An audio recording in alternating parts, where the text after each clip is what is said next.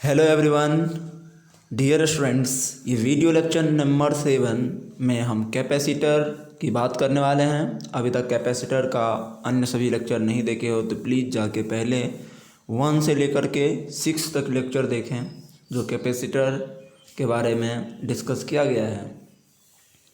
अभी मैं ये लेक्चर नंबर 7 में 6 तक जहाँ तक पढ़ा था उसके जस्ट आगे से पढ़ाऊँगा। ये पहला प्रॉब्लम जो है मेरे डीपीपी से है।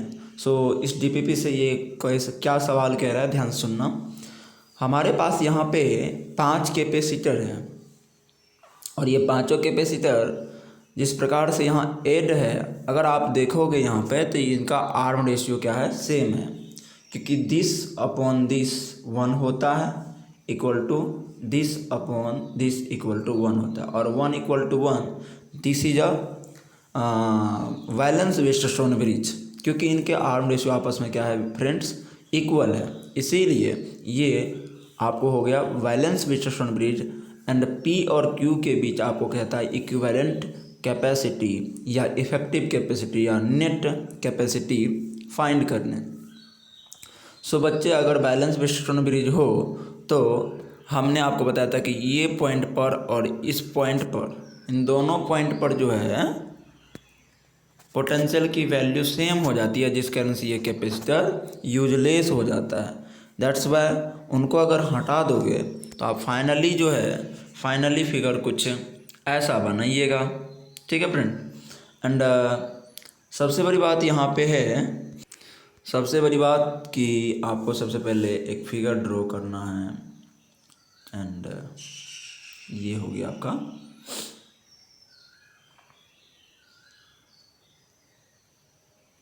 बीच वाला कट के फेंक दिया गया। एंड ये हुआ आपका P, ये हुआ आपका Q। सो डियर स्टूडेंट्स, ये हो गया सीरीज में तो C/2 एंड ये C C/2 एंड ये C/2 दोनों हो गया आपका कौन सी में, पैरेलल में। एंड पैरेलल में हो गया तो इनका हो जाएगा आंसर C। जो बच्चे इनको एकाएक देख रहे होंगे उन बच्चों को थोड़ा कम समझ में आएंगे, तो उनसे रिक्वेस्ट है कि वो जाके पहले वाले लेक्चर को देखें। ठीक है फ्रेंड्स, चलिए हम नेक्स्ट क्वेश्चन पे बात करेंगे। क्वेश्चन नंबर नेक्स्ट क्या कह रहा है। इस क्वेश्चन में आप ध्यान से देखें तो आपके पास इधर 1 माइक्रोफैराड है, इधर 3 माइक्रोफैराड, यहाँ 5 माइक्रोफैराड, यहाँ 2 माइक्रोफैराड एंड यहाँ 6 माइक्रोफैराड। सबसे पहले हमें पता करना होगा कि ये वैलेंस वेस्टरस्टोन ब्रिज है या अनवैलेंस वेस्टरस्टोन ब्रिज है। ठीक है फ्रेंड, तो चलिए हम इनका आर्म रेशियो को मेजर करें। 1/2 इक्वल टू 3/6, 3 2 जा 6, दैट्स वाई 1/2। और आपने देखा कि इनका क्या है, आर्म रेशियो, भुजा का अनुपात सेम है। दैट्स वाई हम कह सकते हैं कि यहाँ का पोटेंशियल भी 0, यहाँ का भी पोटेंशियल 0, और इस कारण से ये 5 माइक्रोफैराड का जो कैपेसिटर है ना, ये हो जाएंगे यूजलेस। और जैसे ही वो यूजलेस होंगे, सो फ्रेंड्स आपको नीचे फिगर दिख रहा होगा कि ये दोनों सीरीज में, और सीरीज में इनका होगा 1 गुना 3/1 + 3 4 हो गया। सो आपका आंसर हुआ 3/4। सिमिलरली ये हो गया 2 × 6/6 2 8, 2 चौका 8 एंड 2 तिया 6, 2 दूनी 4, तो ये आया 3/2, वो आया 3/4। अब आप इसे इन दोनों को डायरेक्ट किस में कनेक्ट कर सकते हैं, ये दोनों हो गए पैरेलल में, एंड पैरेलल में दोनों को डायरेक्ट ऐड कर दो, ये हुआ 3/4 माइक्रोफैराड एंड ये है 3/2 microfarad. So 3/4 + 3/2, that's why LCM 4 and आपको हो जाएंगे फ्रेंड्स 3 + 6 एंड 9/4 डिवाइड कर दो 2.24 ऐसे कुछ microfarad answer. So simple problem था और आई होप आप समझ गए होंगे। तो ये आंसर हमने इनको पूरा का पूरा कंप्लीटली यहाँ पे कर दिया है और आप यहाँ से सीख सकते हो। नेक्स्ट क्वेश्चन 139 पेज पे आ जाते हैं। यहाँ एक नया कॉन्सेप्ट को लेकर के मैंने आया था। बैलेंस वेस्टरस्टोन ब्रिज होने के बाद हमारे बीच आ गया अनबैलेंस वेस्टरस्टोन ब्रिज। अनबैलेंस विश्लेषण ब्रिज को सॉल्व करने के लिए किरचॉफ के धारा नियम तथा वोल्टेज नियम की जानकारी होनी चाहिए और ये दोनों नियम आपको करंट इलेक्ट्रिसिटी में विस्तार पूर्वक पढ़ाया जाएगा, किंतु सवाल बनाना है इसीलिए आपको मैं यहाँ पे थोड़ा सा हिंट कर दूँगा। जैसे पहला प्रश्न है कि what is the full form of KCL, तो केसीएल का फुल फॉर्म होता है किरचॉफ वोल्टेज लॉ, जो कि यहाँ पे थोड़ा सा किरचॉफ करंट लॉ केसीएल का, तो यहाँ पे किरचॉफ KIRCH होता है OF, Kirchhoff current law. So friends, Kirchhoff current law क्या होता है आप 11th में भी पढ़े थे, जब आप बेसिक मैथ पढ़ रहे थे उस समय आपको पढ़ाया गया था कि करंट स्केलर क्वांटिटी है एंड किरचॉफ करंट लॉ के बारे में हमने बताया था कि एक ही इस बिंदु पे जो ये कट कर रहा है तो अभी ये नोड है, पर यहाँ से 2-3 रास्ता अगर जाता है तो ये जंक्शन बन जाते हैं। क्या मैंने बताया, ध्यान सुनिएगा। अगर ये पाथ है, ये पाथ है और इस समय यहाँ पर 2 पाथ एक दूसरे को इंटरसेक्ट करती है तो इसको हम नोड कहते हैं। लेकिन अगर इससे ही एक और रास्ता ऐसे करके गुजर जाए तो अब ये हो गया जैसे कि आप पंचवटी हो गया, है ना, त्रिमूर्ति, जिसको आप त्रिमूर्ति कहते हैं, त्रिमूर्ति मतलब हुआ जहाँ पे 3-3 मूर्ति हो, या नहीं कैसे चौराहा सुन रहे होंगे आप लोग, चौराहा, तो चौराहा क्या है, नोड है, लेकिन वही वहाँ पे पंचवटी बोल दिया जाए, मतलब ऐसा रास्ता जहाँ बीच में 5 वृक्ष हो, तो वो सब चीज़ें आ जाता है जंक्शन में। दैट्स वाई आप समझिए इस बात को। कह रहा है कि जंक्शन मतलब समझ गए, पंचवटी एंड चौराहा, तो ये मान लो ये हमारा पंचवटी है, ठीक है, एक इधर से रास्ता आ रहा है, एक इधर से आ रहा है, एक इधर से आ रहा है, एक इधर से आ रहा है, एक इधर से, तो ये बन गया हमारा जंक्शन, ठीक है। लेकिन याद रखना त्रिमूर्ति यानी जहाँ पे 3 ही हो ना उनको बोलते हैं अपना लोग नोड, तो अंतर थोड़ा सा है, ठीक है।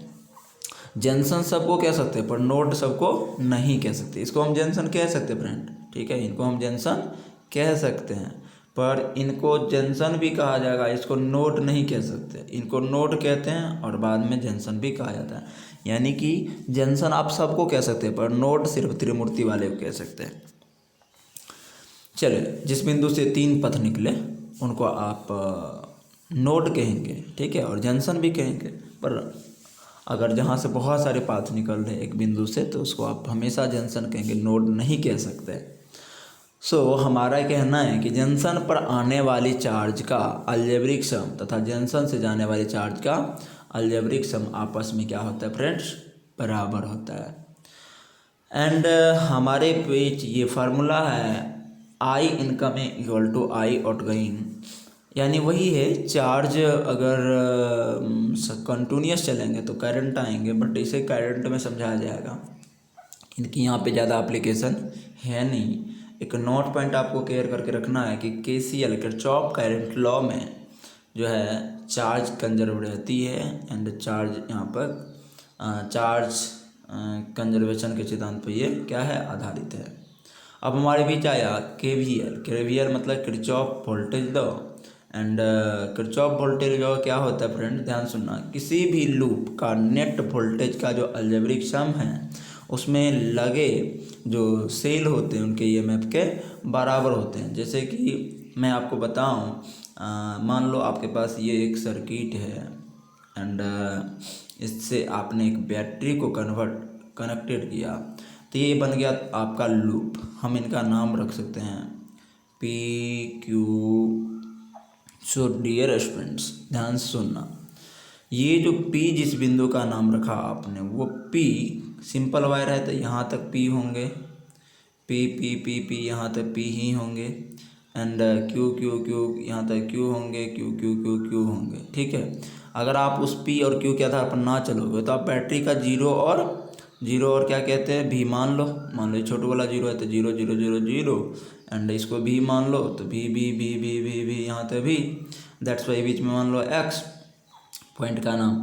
तो ये ध्यान सुनना, अगर मैं एक लूप की बात करूँ तो मैं ऐसे लिख सकता हूँ लूप P फिर Q नहीं, P के बाद कौन होगा, P के बाद X होगा, P के बाद X तब Q, तो ये हुआ एक लूप PXQ अपना P।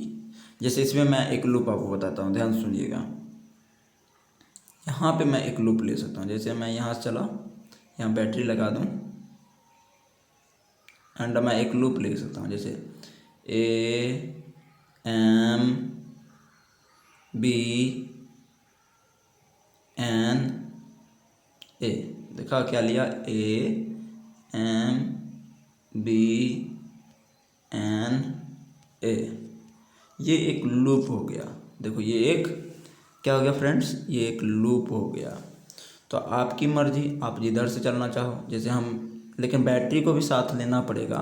दैट्स वाई यहाँ पे और चीज़ें आप समझना, ये थोड़ा लूप मिस्टेक है। क्यों? क्योंकि हमें बैटरी को साथ लेना है। सो ऐसे लेना है, A M B A, A M B A.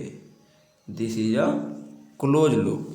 और इस क्लोज लूप में फ्रेंड्स, इधर का जितना सारा पोटेंशियल होगा, वो पोटेंशियल का जो अलजेब्रिक सम है इस सेल के ईएमएफ के बराबर होगा। इसी को बोलते हैं Kirchhoff voltage law. I hope आप समझ गए होंगे। सो मैंने लिखा समेशन ऑफ वी नेट, यानी कि उस सर्किट में जितने सारे वोल्टेज है सबका योग, सभी कैपेसिटर के साथ जितना वोल्टेज है वो सबका योग उससे लगे बैटरी के ईएमएफ की क्या होते हैं बच्चे, इक्वल होता है। अगर आप इसको इधर लाएंगे ना तो ये माइनस में होगा और तब ये आंसर 0 आ जाएंगे। ये भी याद रखना है। क्या बोला मैंने? अगर आप भी नेट है पूरा सर्किट का और बैटरी का ईएमएफ इधर लाओगे, सो ये आंसर कितना आ जाएगा फ्रेंड्स, 0 आएगा। इसीलिए कोई कोई इसको लिखेगा डेल्टा भी, समेशन ऑफ डेल्टा भी इक्वल टू 0। तो ये चीज़ें ध्यान रखना है आपको कि उन्होंने पूरे सर्किट में प्रेजेंट सेल का ईएमएफ भी एंड कैपेसिटर का भी ईएमएफ आपस में, कैपेसिटर का वोल्टेज भी जोड़ दिया है, जिस कारण से वो क्या आया, 0 के इक्वल आ गया। समझ रहे ना? अर्थात यहाँ पर जो है ना एनर्जी क्या है, कंजर्व है। अर्थात केवीएल एनर्जी कंजर्वेशन के सिद्धांत पर आधारित है। यूरोडो से एक प्रॉब्लम्स यहाँ पे दिया गया है। सो इस प्रॉब्लम्स को केयरफुली समझना। ये क्वेश्चन है। क्वेश्चन क्या है फ्रेंड्स, ध्यान से सुनना। यूरोडो का क्वेश्चन, ए और बी के बीच में तुम्हें ये C1, ये C2, ये C3, ये C4 एंड ये C5 छूट गया है। अपना लिख लीजिएगा C5। ये कौन है? C5। ये सारे के सारे 5 कैपेसिटर लगे हैं और वैल्यू दिया है। C1 की मान है 1, C2 के मान है 2, C3 के मान है 3 एंड ये भी C1 है फ्रेंड्स। ये भी क्या है? ये भी C1 है। तो इसका भी मान लो कितना है? इसका भी मान 1 ही है। चलो इनकी हम, और सॉरी ये 2 है, सॉरी ये 2 है, ये क्या है? 2 है और ये C3 है। एक मिनट, इनका नाम बच्चे C3 है, ठीक है। तो C1 का मान 1, C2 का मान 2, C3 का मान ये हो गया 3, 1 का मान 1, ये है 2, तो 2 का मान 2।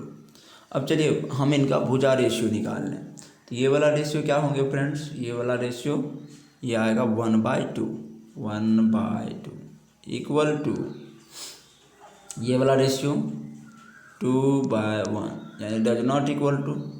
और जब इस कंडीशन में चली जाती है, जब आर्म रेशियो सेम नहीं आता है, तो हम आसानी से पहचान पाते हैं कि ये वैलेंस व्हीटस्टोन ब्रिज नहीं है। अगर वैलेंस व्हीटस्टोन ब्रिज नहीं है तो ऐसे प्रॉब्लम्स को सॉल्व करने के लिए आपको केवीएल लॉ की जानकारी होनी चाहिए। और अभी आपको मैंने केवीएल लॉ बताया कि किसी भी लूप में जितने सारे वोल्टेज आएंगे कैपेसिटर के अक्रॉस, उन सभी वोल्टेजों का योग उसके साथ लगे बैटरी के ईएमएफ के इक्वल होता है, या उन वोल्टेज के साथ बैटरी के ईएमएफ को भी जोड़ लिया जाए तो इक्वल टू आंसर 0 आता है। यही चीज़ हमने आपको अभी बताया था। तो केवीएल लॉ तो आपको पता है। और दूसरा चीज़, अनबैलेंस व्हीटस्टोन ब्रिज को सॉल्व करने के लिए केवीएल लॉ के साथ साथ चार्ज डिस्ट्रीब्यूशन भी लगाना पड़ेगा। अर्थात एक बैटरी लगाना है और बैटरी के द्वारा वहाँ पर, या जो बैटरी पहले से लगे हैं या बैटरी नहीं लगे हैं तो आपको बैटरी लगाना पड़ेगा। बैटरी लगा के बैटरी ने कितना बैटरी द्वारा चार्ज भेजे हैं और चार्ज को डिस्ट्रीब्यूट कर दीजिए प्रत्येक प्लेट पर। और आसानी से लूप लेते चलें, लूप लेने के बाद उनके सभी वोल्टेज को ऐड करते जाएं और उनको ईएमएफ के बराबर करते चले जाएं। जैसे कि मैंने यहाँ पे किया है, आप ध्यान दीजिएगा। हमारा क्वेश्चन क्या है, find effective capacity between A and B. A B के बीच इफेक्टिव कैपेसिटी कहता निकालने। सो हमने क्या किया फ्रेंड्स, यहाँ पे जैसा मैंने अभी कहा था वैसे ही किया, एक बैटरी को जोड़ दिया। V वोल्ट की बैटरी है, इधर 0 होंगे, इधर B होंगे। एंड ध्यान सुनना, सपोज करो कि ये माइनस जो भी टर्मिनल है बैटरी का, उनसे माइनस क्यू निकला और ये माइनस क्यू चलते चलते चलते चलते यहाँ आया। तो यहाँ से माइनस क्यू क्या होंगे, 2 भागों में डिस्ट्रीब्यूट होंगे। कितने भागों में फ्रेंड्स, 2 भागों में बटेंगे। कुछ इधर जाएगा एंड कुछ इधर जाएगा। सपोज क्या कि इधर -Q1 गया, इधर +Q2 गया।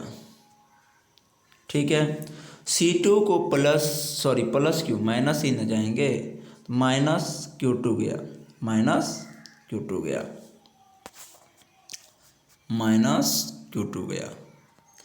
तो C2 की तरफ -Q2 भेजा, C1 की तरफ -Q1 भेजा। -Q1 यहाँ तक ठीक है, एंड इधर तुरंत उनका इंडक्शन कारण अपोजिट चार्ज आएंगे, सबको पता है Q1 ही होगा।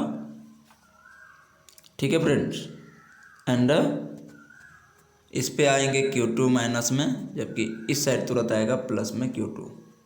ये चार्ज डिस्ट्रीब्यूशन हमने आपको पहले सिखाया था, आई होप आप समझ रहे होंगे। अब ध्यान से सुनिएगा सभी बच्चे, ये चार्ज बैटरी के पॉजिटिव प्लेट से क्या चलेगा, प्लस। क्या चलेगा, प्लस। ये Q1 नहीं है, Q है, ये Q, इधर से भी Q निकला। ठीक है फ्रेंड्स, चलिए Q, यहाँ पे Q जब आया तो ये बटा क्या, कितने भाग में, 2 भाग में। इधर हुआ +Q1 एंड इधर हुआ +Q2। अब यहाँ से एक प्रश्न खड़ा होता है कि सर पहले ऊपर की ओर -Q1 था, आज ऊपर की ओर +Q1 है, ऐसा क्यों किए। सो फ्रेंड्स एक बात ध्यान दो, सिमेट्री नहीं लगाओगे।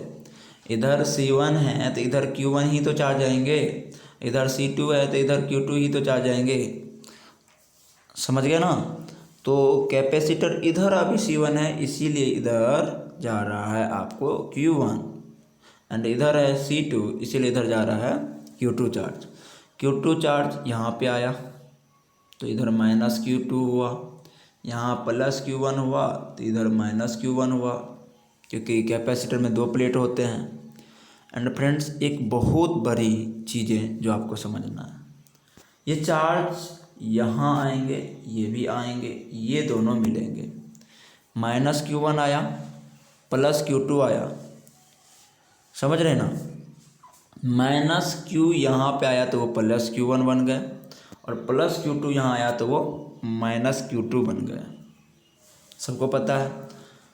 अब आप में से बहुत से बच्चे कहेंगे ये सर कैसे सोच लिए कि -Q1 आया तो +Q1 बन गया और +Q2 आया तो -Q2 बन गया, ये कैसे सोचे। सो फ्रेंड्स आप केयरफुली देखो, मैं आपको समझाता हूँ। ये जो आपको है प्लेट बीच से मैं कट किया है, एंड ये जो प्लेट है और ये जो प्लेट है, ये तो आइसोलेटेड है। आइसोलेटेड मतलब हुआ कि उन लोगों से इनकी कोई दोस्ती नहीं है, विलग है। आइसोलेटेड मतलब अलग है। तो इनका नेट चार्ज क्या होना चाहिए फ्रेंड्स, इनिशियली 0 था तो आज भी क्या होना चाहिए, 0 होना चाहिए। तो इस पे है -Q1, इस पे है +Q2, तो इसको क्या दें कि वो 0 हो जाएगा, बताओ। तब आपका प्रश्न होगा कि यहाँ +Q1 दे दो, यहाँ -Q2 दे दो। सो सारा का सारा चार्ज अगर जोड़ोगे तो आपको नेट चार्ज 0 ही आएंगे ना। करके दिखाता हूँ, -Q1 +Q2 और ये वाला +Q1 -Q2। सो आंसर कितना आएगा फ्रेंड, 0। अब आई होप आप समझ गए होंगे कि आइसोलेटेड सिस्टम का नेट चार्ज जो है वो 0 होता है, इसीलिए मैंने वहाँ पर इस प्रकार लिखा। एंड बताइए इसका भी तो नेट चार्ज 0 आएगा आइसोलेटेड का। सो वही चीज़ें यहाँ भी करेंगे, -Q2 को +Q2 लिखेंगे और +Q1 को -Q1 लिख देंगे। इस प्रकार से आपको ये प्लेट और ये प्लेट पर चार्ज की वैल्यू डिस्ट्रीब्यूट करने में आप सफल हो गए। जब चार्ज का डिस्ट्रीब्यूशन हो गया तो अब आप लगाएंगे KVL लॉ। कौन सा law friends? KVL law, Kirchhoff voltage नियम। अब ध्यान से सुनिएगा, यहाँ पे Q जो भेजा गया बैटरी के द्वारा ये Q है, मिस्टेक नहीं करिएगा, ये Q है।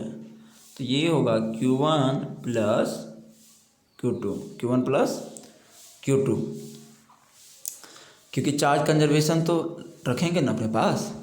तो चाहे आप इधर से जोड़ो या इधर से भी जोड़ सकते हो कि Q बराबर -Q1 जोड़ -Q2, बट हम लोग हमेशा पॉजिटिव सोचते हैं, दैट्स वाई हमने Q बराबर Q1 जोड़ Q2 लिखा। एंड सभी बच्चे शुद्धिकरण कर लेना, ये आपको हटाना है, ये Q है, ठीक है, लिखने में मिस्टेक कर दिया गया है।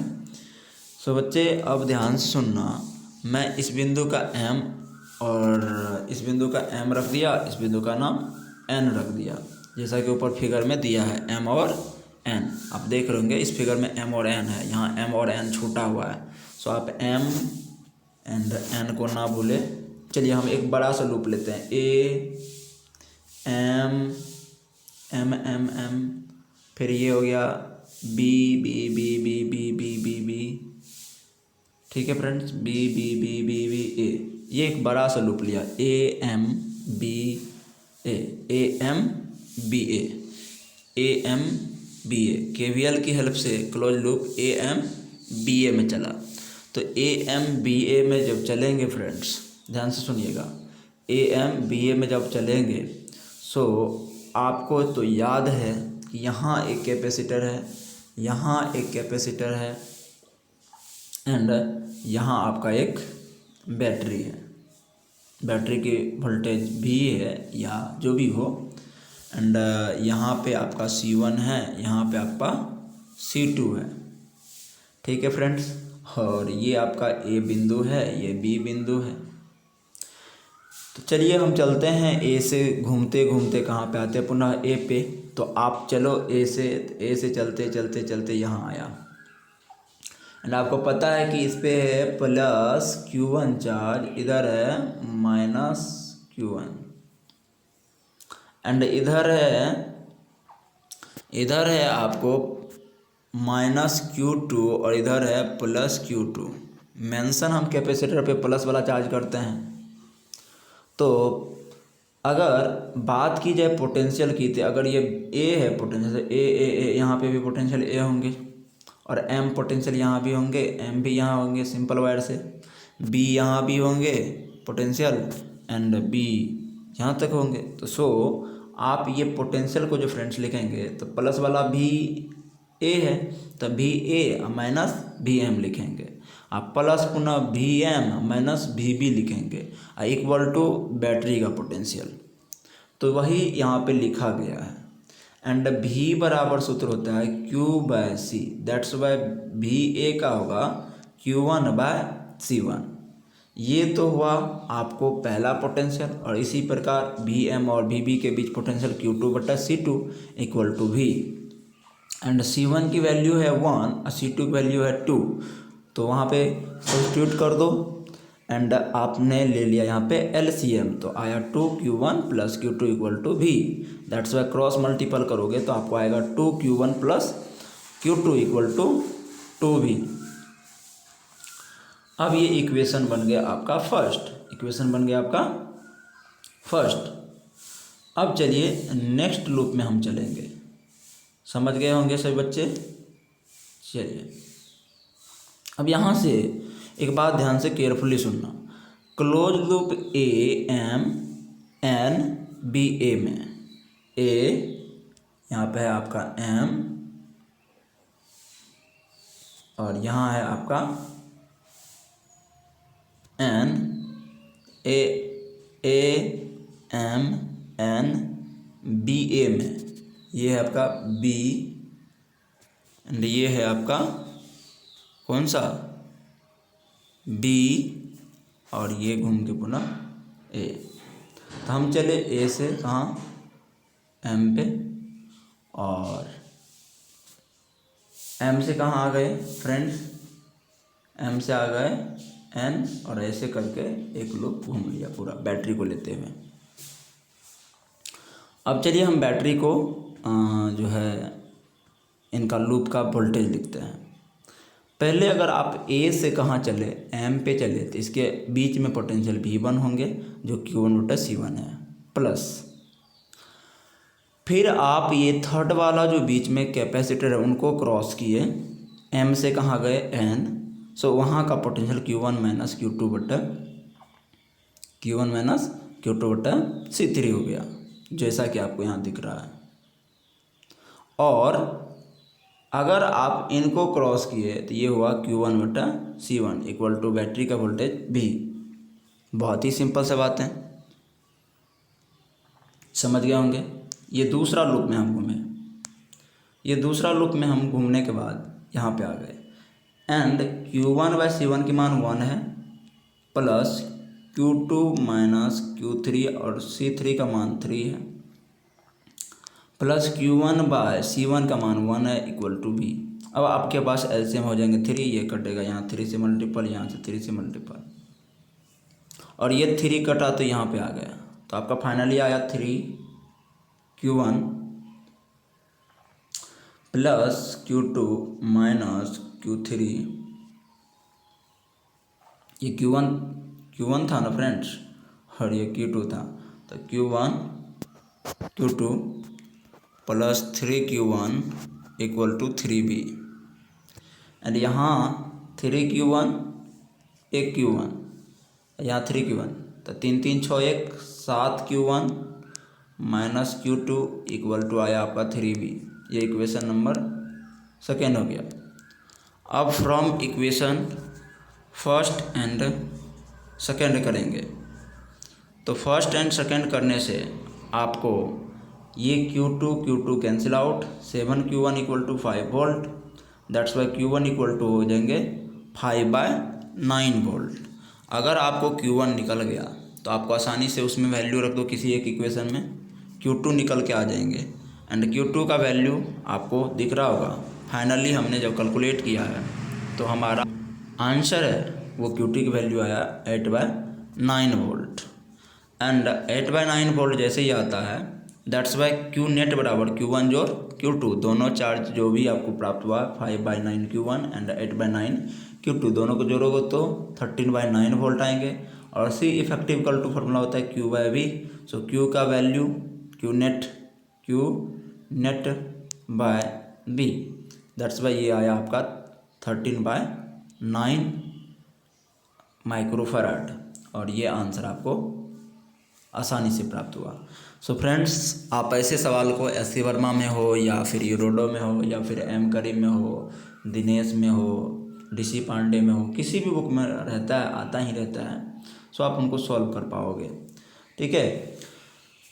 अनबैलेंस विश्लेषण ब्रिज को फास्ट में सॉल्व करने के लिए किसी एक भुजा का रेशियो प्राप्त कर लो। क्या कह रहा है ये ट्रिक को ध्यान से सुनना। जैसे अभी एक सवाल था, ये वाला सवाल था, ये 1 था, ये 2 था, ये 3 था एंड ये 2 था और ये 1 था।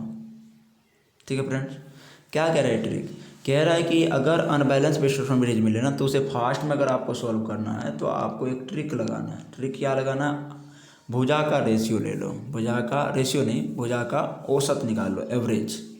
सो बच्चे, इसमें तो 2 भुजा है, आपको पहले से ही पता है 2 भुजा है, तो किसी एक भुजा का आप क्या ले लोगे, यहाँ पे एवरेज ले लोगे तो आंसर आ जाएंगे। जैसे ये भुजा है तो इस भुजा का एवरेज ले लो, तो 1 + 2/2, तो ये आ जाएंगे आपको 3/2 और काट दो तो 1.5 माइक्रोफैराड। तो पहले आंसर आया था इसका 13/9, 9 से काट दो, 9 × 9, और लगभग आपको ये क्या कहते हैं, हाँ 5 लगभग लगभग आ जाएंगे। तो देखा आपने दोनों लगभग आपस में क्या है, अप्रोक्सीमेटली सेम है।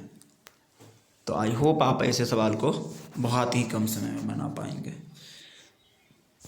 हमारे बीच एक सवाल है छोटा सा, कह रहा है कि सी इफेक्टिव निकालना है एक्स एंड वाई के बीच। सो फ्रेंड्स 6 हो गया 3 एंड सॉरी 6 12 हो गया, 12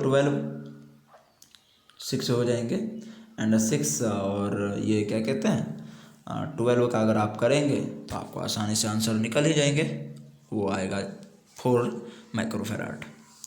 नेक्स्ट क्वेश्चन है, यदि 3 कैपेसिटर सीरीज में होता है तो आपको एक ट्रिक याद रखना है 123/12 + 13 + 23। और ये कैसे हुआ मैं करके दिखाता हूँ। जैसे आप 1/c बराबर सीरीज में याद रखिए कि 1/c1 + 1/c2 + 1/c3 होता है फ्रेंड्स। सो एक बात बताओ, मैं इनका c1 × c2 × c3 एलसीएम लिया तो c1 कटेगा तो बचेगा c2 एंड c3 बचेंगे, प्लस फिर c2 कटेगा तो बचेगा c1 c3 और जब c3 कटेगा तो बचेगा c1 c2।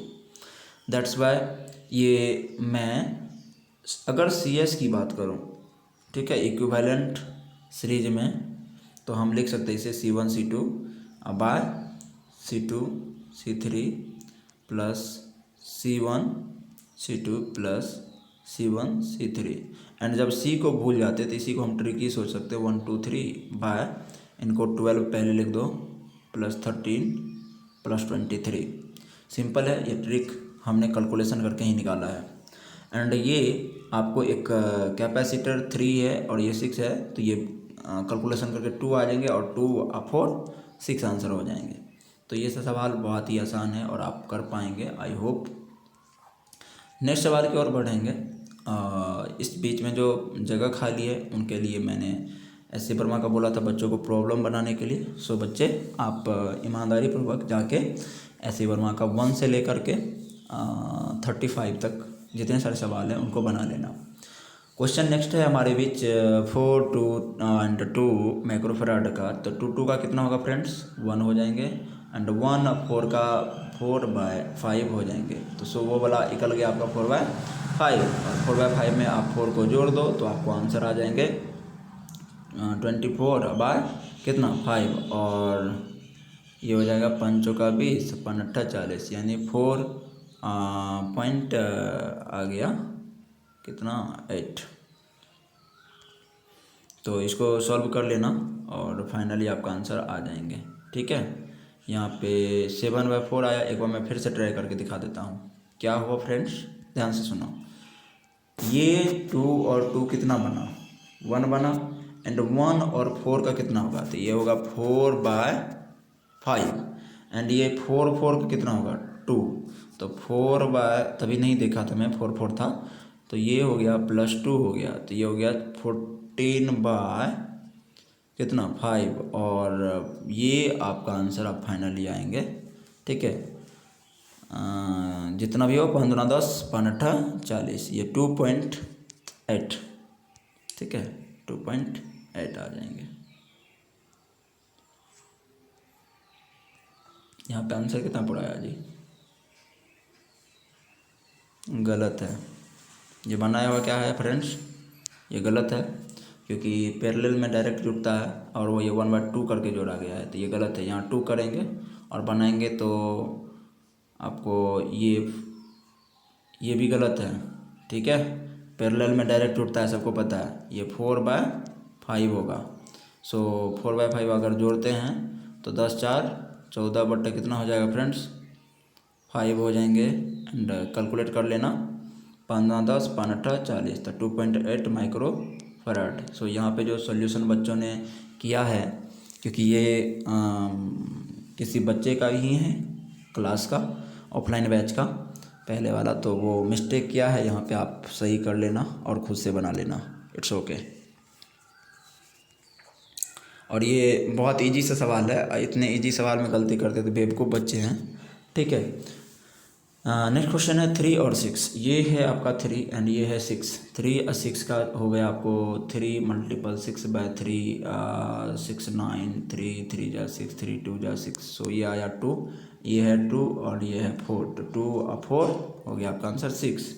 तो ये तो अभी मैंने लगभग बताया था, है ना।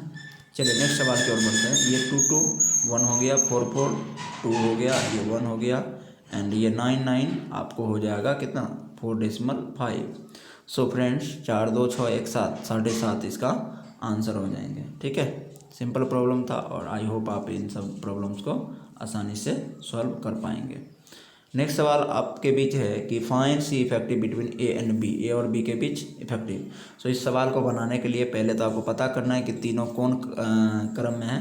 तो यहाँ हम 0 मान लो तो 0 0 0 0 0 0, यहाँ भी 0 यहाँ भी 0, यहाँ 0 यहाँ 0 यहाँ 0। इधर से भी मान लो तो यहाँ भी यहाँ भी यहाँ भी यहाँ भी। पता चल गया आपको कि तीनों का तीनों पैरेलल में है और तीनों पैरेलल में है तो 3 2 5 1 6 पिकोफैराड। सिंपल प्रॉब्लम था। एंड नेक्स्ट हम सवाल की ओर बढ़ेंगे। हमें कहा जा रहा है कि ये पी और क्यू के बीच सी इफेक्टिव निकालना है कैपेसिटी। सो इफेक्टिव कैपेसिटी क्या होगा, यहाँ 0 मानेंगे तो 0, यहाँ पे 0, ये 0 0 0 0 0, यहाँ पे 0 0 यहाँ पे। एंड इधर अगर आप पोटेंशियल भी मानेंगे, इधर का क्या मानेंगे फ्रेंड्स, इधर अगर भी मानेंगे तो भी भी भी भी भी, यहाँ पे भी भी भी भी भी भी भी भी, यहाँ पे भी यहाँ पे भी। तो सारा का सारा कैपेसिटर का पोटेंशियल सेम है क्योंकि सारा का सारा कैपेसिटर यहाँ 0 और भी पोटेंशियल के बीच ऐड है और सबका पोटेंशियल लगभग भी ही आएंगे। दैट्स वाई हम कहेंगे ये सबका सब किस में है, पैरेलल में। और पैरेलल में तो डायरेक्ट जोड़ दो तो 8 4 8 6 6 12, ये 12 पिकोफैराड आंसर हो गया। सिंपल प्रॉब्लम खत्म। चलिए अब नेक्स्ट सवाल की ओर बढ़ेंगे। नेक्स्ट सवाल हमारे बीच है, ध्यान सुनना। नेक्स्ट सवाल है कि आपके पास ये 2 माइक्रोफैराड के साथ एक कनेक्टिंग वायर है और जब कनेक्टिंग वायर लग जाते हैं तो यहाँ का पोटेंशियल 0, तो यहाँ का भी 0, यहाँ का भी 0 और इसके अक्रॉस जब पोटेंशियल 0 ही है तो ये यूजलेस हो गए। दैट्स वाई 2 माइक्रोफैराड आंसर हो जाएंगे। नेक्स्ट सवाल की ओर बढ़ते हैं। नेक्स्ट सवाल हमारा है कि ये है 5, ये है 5 एंड ये है 5। इसके साथ एक सिंपल वायर लगे हैं, इनके साथ एक सिंपल वायर लगे हैं। अगर आप इनको सोचिएगा फ्रेंड्स तो यहाँ पे अगर 0 दीजिएगा तो 0 0 0 यहाँ तक 0 एंड यहाँ तक 0 और इधर अगर भी मानेंगे तो ये भी यहाँ पे भी और यहाँ पे भी यहाँ पे भी, जबकि यहाँ पे कुछ x मानना पड़ेगा। दैट्स वाई हमने x मान के इसको सोल्यूशन कर लो, क्योंकि इधर मान लो आप भी एंड इधर मान लो x और इसके बीच जोड़ दो कौन सी को, इसके बीच x रख दो। तो ये किसके किसके बीच जुड़ा है, तो ये जुड़ा है v और x के बीच। तो v और x के बीच जोड़ दीजिए इसको 5 को। एंड ये किसके बीच ऐड है फ्रेंड्स, तो ये है v और x के बीच, तो इसको भी v और x के बीच जोड़ दो, ये भी 5 है। एंड ये कैपेसिटर 0 और v के बीच है, 0 और v के बीच, तो 0 और v के बीच जोड़ दो, 0 और v के बीच जोड़ दो, यहाँ पे v लिखो। ठीक है, यहाँ 0 लिखो, 0 0, तो जोड़ दिया इनको 0 और v के बीच। एंड ये किसके बीच जुड़े हैं फ्रेंड्स, ये तो ये है आपको x और v के बीच, x और किसके बीच,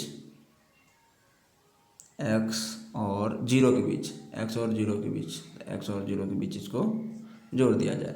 सो अब आसानी से आप बना सकते हो। 5 5 ढाई हो गया, 2 5 5 10 हो गया एंड 10 और ये 5 आ जाएंगे आपको कौन क्रम में, श्रेणी में। 10 5 50 बटा 15, 5 3 दिया 15, 5 ये 10/3, ये 10/3 और 5 यानी 10/3 प्लस 5, 5 या 15, 10 25/3। सिंपल प्रॉब्लम, बहुत ही ईजी सा सवाल था और आपको आंसर इसका फाइनली आ गया 25/3 माइक्रोफैराड। नेक्स्ट प्रॉब्लम्स आपके बीच है और इसे भी आप बना सकते हैं। चलिए ये पॉइंट ए बी है और ये पॉइंट आपका ए है। यहाँ पे आप सपोज करो ए पे पोटेंशियल 0, तो 0 0 0 0 0 0 0 पूरे और चारों ओर 0, तो यहाँ पे हो जाएंगे 0, यहाँ पे हो जाएंगे 0, यहाँ पे हो जाएंगे 0 एंड यहाँ का मान लो पोटेंशियल x, तो यहाँ पे भी x, यहाँ पे भी x, यहाँ पे भी x, यहाँ पे भी x, यहाँ पे भी x एंड फ्रेंड्स इसका मान लो तुम भी, तो यहाँ पे भी, यहाँ पे भी। अब आपने क्या देखा, यहाँ पे आप सर्किट बनाएंगे तो एक साइड लिखेंगे जीरो, फिर ये बीच में एक्स माने, इधर भी मानेंगे। एंड चलिए शुरू करें अपनी कहानी को। शुरुआत यहाँ से अच्छे से करें, सब लोग ध्यान से सीखते रहना। एक्स और जीरो के बीच ये है, एक्स और जीरो के बीच एक कैपेसिटर लगा दो फट से। इसका वैल्यू है 3, ऐसे सब 3 ही है। ये किसके बीच है? एक्स और जीरो के बीच, इनको भी एक्स और जीरो के बीच जोड़ दो, ये भी 3। एंड फिर हमारा ये कैपेसिटर है एक्स और जीरो के बीच लगा दो। फिर अब और कैपेसिटर मेरे पास नहीं है, एक फाइनली बचा, वो एक्स और बी के बीच है, एक्स और बी के बीच। तो आपने देखा सिंपल सर्किट बन गया, सब 3 3 3 हैं। सो ये हो जाएंगे पैरेलल में, 3 तिया 9, ये बन गया 9। और इधर आपका है ये कितना?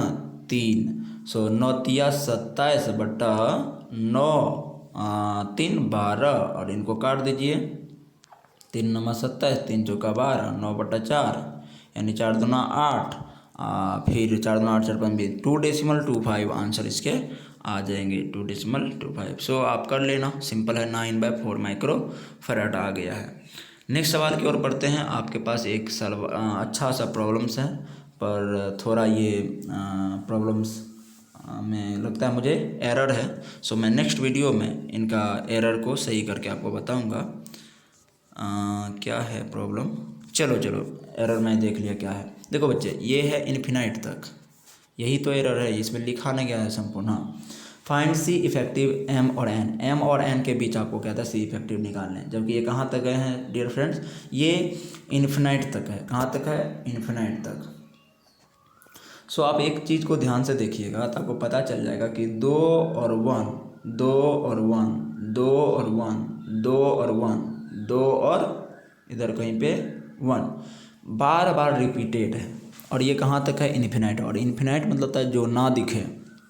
इन्फिनाइट का मतलब कभी भी ये नहीं होता है कि बहुत बड़ा, इन्फिनाइट मतलब होता है नहीं दिखे। सो फ्रेंड्स, एक बात बताओ, इस सवाल को सॉल्व करने के लिए अगर आप ऑफलाइन में पढ़े तो आपको तो मज़ा आया होगा, बट कुछ बच्चे जो ना पढ़े ऑफलाइन, वो बच्चे ध्यान से सुनना। आपको करना क्या है, जब आप आओगे ऑफलाइन तो वहाँ पे मैं समझा पाऊँगा। आपको करना क्या है कि ये जो बार बार रिपीटेड हो रहा है, ठीक है, तो आप सोचो कि ये 1000 किलोमीटर का एक वायर है। 1000 किलोमीटर से इतना, यहाँ से आके देखूँ, यहाँ से देख रहा था इन्फिनाइट लग रहा था, यहाँ से देखेंगे तो कैसा लगेगा? तब भी तो इन्फिनाइट लगेंगे। यहाँ से देखूंगा तो यहाँ पे अगर खड़ा होके हम इस वायर को के एंड को देखें तो भी इन्फिनाइट लगेंगे। इसका मतलब ये हुआ कि 1000 किलोमीटर के वायर में से 2 मीटर अगर कट करके हटा भी दिए तो कोई फर्क नहीं पड़ेगा। सो आपको करना क्या है, ये वाला को ऐसे करके क्लोज करना है, और क्लोज करने पर इसको मान लेना है सी इक्विवेलेंट, ऐसा मान लेना है।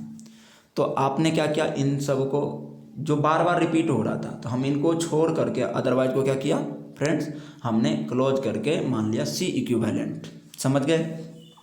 सो अब हम क्या करेंगे, इनको हटाएंगे और इनके बदले हम ले लिए सिर्फ एक सी इक्विवेलेंट, सी इक्विवेलेंट। समझ गए?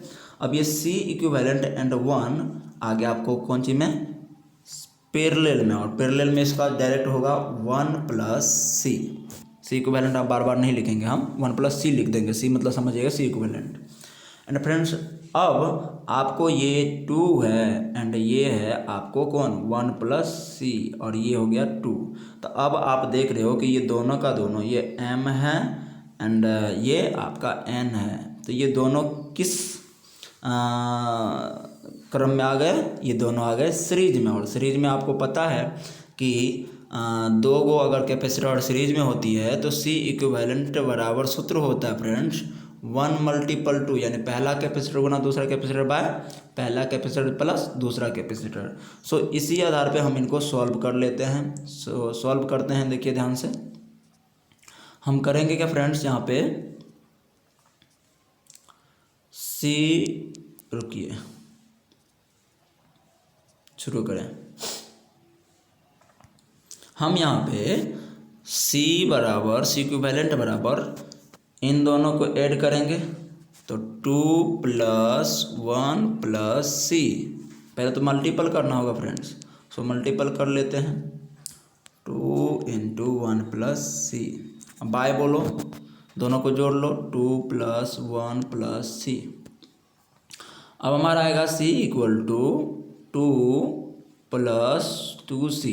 अब बाय बोलो, 3 + C, इनको कर लो क्रॉस मल्टीपल, तो क्रॉस मल्टीपल करोगे तो आएगा 3C + C² = 2 + 2C, 2 + 2C।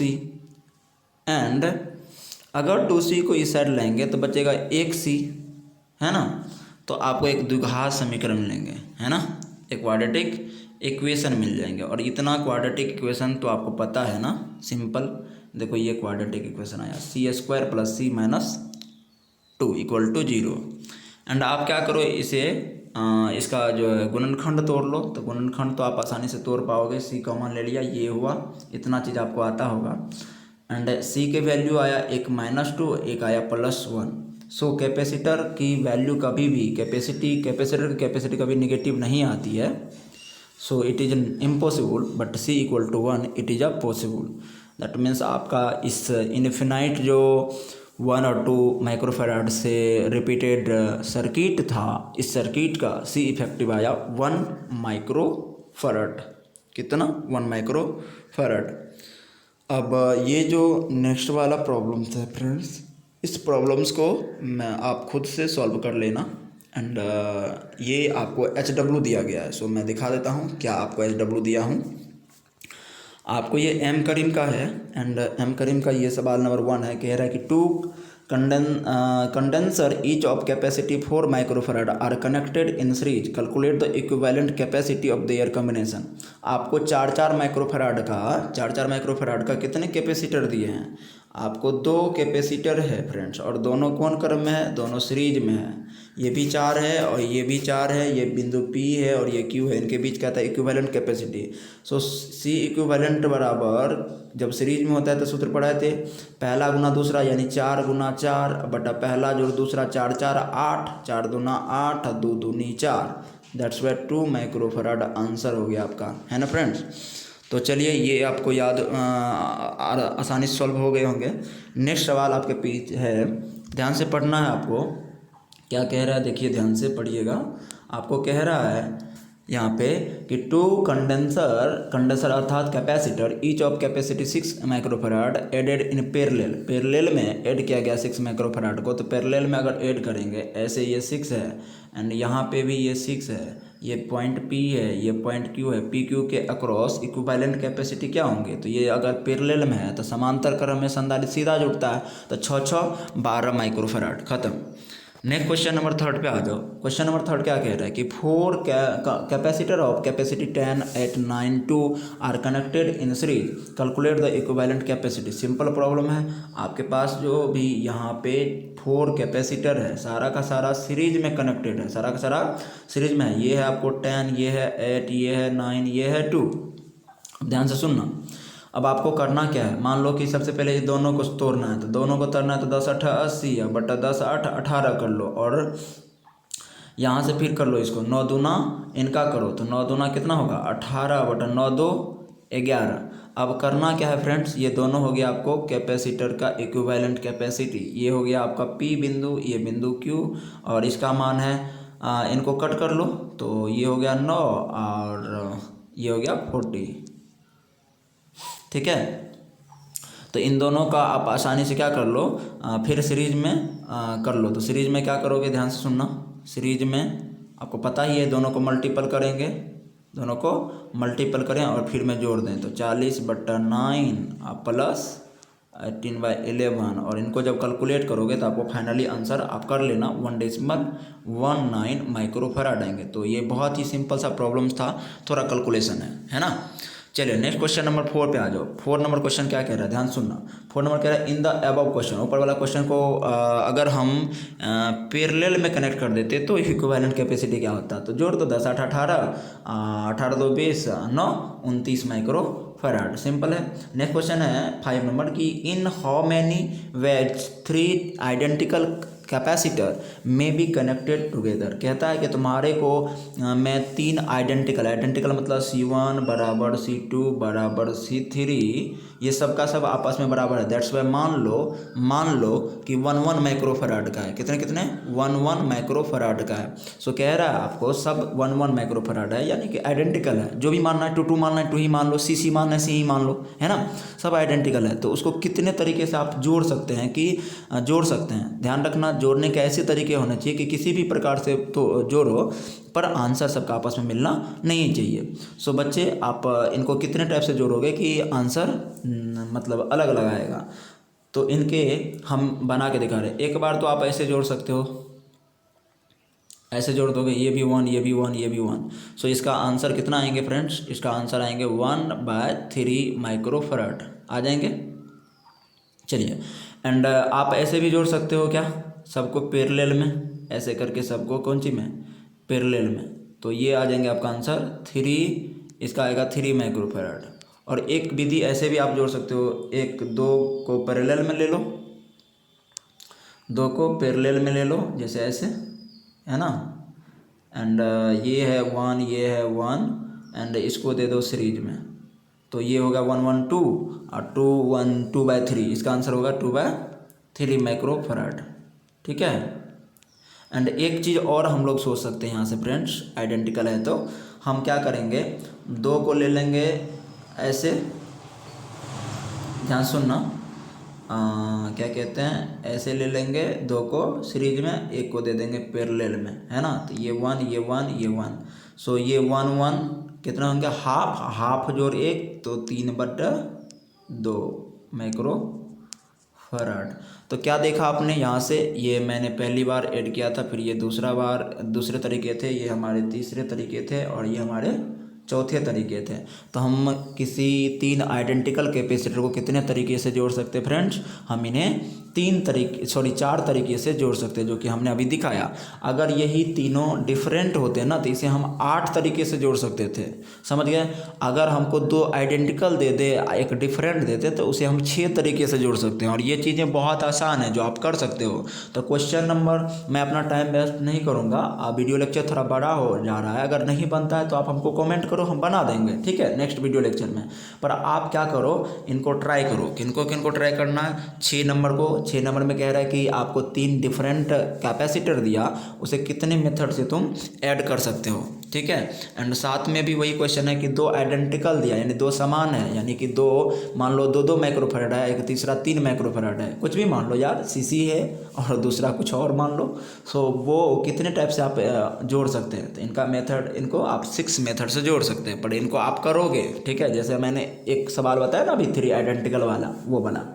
Add में आ जाओ, 3 there are 3 capacitor each of capacity 8, how they should be connected together so that the total capacity may be 12 microfarad. बहुत ही आसान है, कह रहा है आपको कि 3 कैपेसिटर आपको दिए, सबका वैल्यू 8 माइक्रोफराड है, इसको कैसे जोड़ा जाए कि वो 12 माइक्रोफराड आएगा। अब सोचो यार, सिंपल है यार, क्या करो, आप 2 को जोड़ लो सीरीज में, 1 को जोड़ लो पैरेलल में, है ना बच्चे। सो ये P हो गया, ये Q हो गया, एंड 8 कितना होता है फ्रेंड्स, सीरीज में 4 हुआ, और ये 4 है, ये 8 है, तो 4 8 पैरेलल में है, तो 4 8 पैरेलल में 8 4 12, सिंपल है। तो ये फिगर आपको याद रखना है, ये वाला फिगर आपको याद रखना है, समझ गए बात को, आई होप आप समझ रहे होंगे। तो ऐसे करके जोड़ दो, फिगर बना लो, सिंपल है। एंड यानी कि 2 को सीरीज में, 1 को पैरेलल में ऐड कर लो। अब आगे बढ़ो, 9 नंबर क्वेश्चन कह रहा है कि 2 capacitor each of capacity 4 microfarad are connected in series. आपके पास जो है ना 4 माइक्रोफराड के 2 कैपेसिटर हैं और उनको आपने सीरीज में जोड़ा, तो सीरीज में जोड़ा तो सिंपल है, 2 आंसर आया होगा, है ना।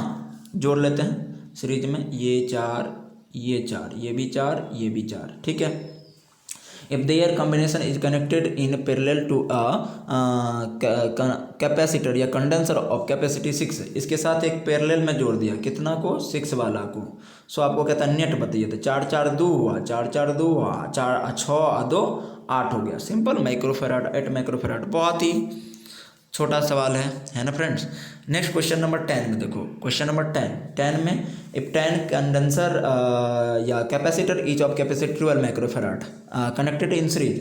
तो मैंने कहा बहुत सारे आइडेंटिकल कैपेसिटर अगर सीरीज में जुड़े होते हैं तो उसका C इक्विवेलेंट बराबर सूत्र होता है C/N, और ये हमने प्रूफ भी किया है। सो बच्चे C की वैल्यू यहाँ है 12, N की वैल्यू है 10, कट कर दो, सिंपल 1.2 माइक्रोफैराड, सिंपल आंसर आ जाएंगे। नेक्स्ट क्वेश्चन है in the above question they are connected in parallel. अगर पैरेलल में हो तो पैरेलल में C इक्विवेलेंट आपको बताया गया था N मल्टीपल C, N की वैल्यू है आपको 10 और C की वैल्यू है 12, 10 को गुना कर दो 120 माइक्रोफैराड। नेक्स्ट क्वेश्चन है हमारे पास 12 नंबर सिंपल प्रॉब्लम, दोनों की रेशियो पूछ रहा है। देखो क्या कह रहा है कि 4 कंडक्टर हमारे पास कंडेंसर है, कैपेसिटर है, इसकी कैपेसिटी 8 है, प्रत्येक की कैपेसिटी 8 है। एन का मान कितना है? एन का मान हमारा 4 है, जबकि सी की मान 8 है। हमें पूछा जा रहा है कि वंस कनेक्टेड इन पैरेलल, ठीक है, एक बार समांतर में जोड़ा गया तो एक बार सीरीज में जोड़ा गया। पहले समांतर में जोड़ा, पहले पैरेलल में जोड़ा, फिर सीरीज में जोड़ा और दोनों का रेशियो मांगने लगे। तो CP/CS, और CP में आपको पता ही है कि CP में हमने पढ़ाया था NC सूत्र, जबकि आपको CS में पढ़ाया था सूत्र C/N। That's why dear students, एक बात ध्यान से सुनना, CC कटेंगे और उलट के गुना होंगे तो हो जाएगा आपका N का स्क्वायर। तो N का मान है 4 और 4 का स्क्वायर 4 4 जा कितना 16, तो 16:1 आंसर आया, 16:1 आया। जबकि अगर मैं आपसे CS/CP पूछता ना तो इसका आंसर आता 1/16। सो दोनों चीज़ों को आप क्लियरली याद रखना। चलिए अब हम नेक्स्ट क्वेश्चन की ओर बढ़ेंगे। 13 नंबर क्वेश्चन क्या कह रहा है, ध्यान सुनना। 13 नंबर कह रहा है व्हेन 5 आइडेंटिकल कंडेंसर या capacitor are connected in series. आपको 5 कैपेसिटर दिया गया, सब आइडेंटिकल है, उसको सीरीज में जोड़ दिया। Their equivalent capacity is found to be 6 microfarad. तो उसका जो है ना कैपेसिटी फाइनली जो है इक्विवेलेंट कैपेसिटी वो 6 आ गया, ठीक है। तो चलो क्या दिया गया है, एन का मान दिया गया है 5 एंड सी इक्विवेलेंट आपको निकल के कितना आया फ्रेंड्स, वो आया 6। तो आपको कह रहा है कि इच कैपेसिटी, प्रत्येक का कैपेसिटी निकालिए एंड पैरेलल में अगर कनेक्ट कर देंगे तो क्या होगा। सो बच्चे सबसे पहले आप ये ध्यान दो कि सीरीज में जोड़ा तो ये आंसर आया था। सीरीज में सूत्र क्या पढ़ाए थे, C इक्विवेलेंट, और सीरीज में आपको बताए थे C/N। So friends C equivalent है आपको 6 इक्वल टू C का मान मालूम नहीं पर N का मान मालूम है 5, क्रॉस मल्टीपल करो तो C का मान आएगा 6 पंचे 30 माइक्रोफैराड। तो ये क्वेश्चन 30 माइक्रोफैराड। 14 नंबर में कह रहा है in the above question what is the capacity of each capacitor individual capacitor. तो इंडिविजुअल कैपेसिटर, प्रत्येक कैपेसिटर का आया 30 माइक्रोफैराड। ऐसे ऐसे 5 को पैरेलल में जोड़ दो तो 30 पंचे 150। सिंपल प्रॉब्लम है ये भी क्वेश्चन।